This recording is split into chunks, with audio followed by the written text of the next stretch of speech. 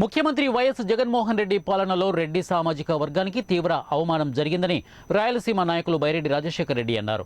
స్వాతంత్ర సమరయోధుడు ఉయ్యాలవాడ నరసింహారెడ్డి కాంస్య విగ్రహాన్ని అనంతపురంలో ఏర్పాటు చేస్తుంటే పోలీసులు అడ్డుకొని బ్యానర్లు చించివేసి విగ్రహ ఏర్పాటును అడ్డుకోవడాన్ని బైరెడ్డి వ్యతిరేకించారు.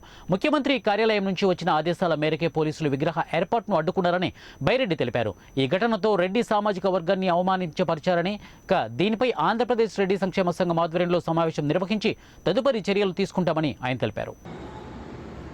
అందరం కలిసి ఒక 30 లక్షల రూపాయలతో దాన్ని ఏర్పాటు చేయడం జరిగింది. దాన్ని ఈరోజు 10 గంటలకు ఇనాగురేట్ చేయాలి. ముఖ్యమంత్రి గారి ఆఫీస్ నుంచి ఆదేశాలు రావడం,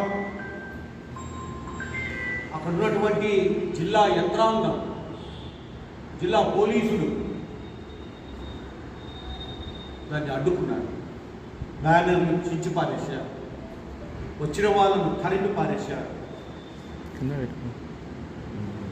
ఒక విగ్రహాన్ని మరి ఆంధ్రప్రదేశ్ రెడ్ల సంఘం ఆధ్వర్యంలో ఉయ్యాలవాడ నరసింహారెడ్డి గారి విగ్రహాన్ని ఏర్పాటు చేసుకోవాలి అని చెప్పి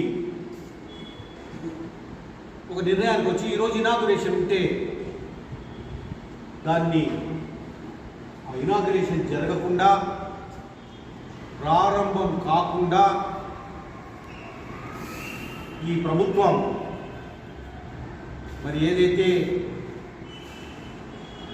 మరి యూజ్ అండ్ త్రో మాదిరిగా రెడ్లను వాడి వదిలిపెడుతున్నారో, యూజ్ అండ్ త్రో ఇటువంటి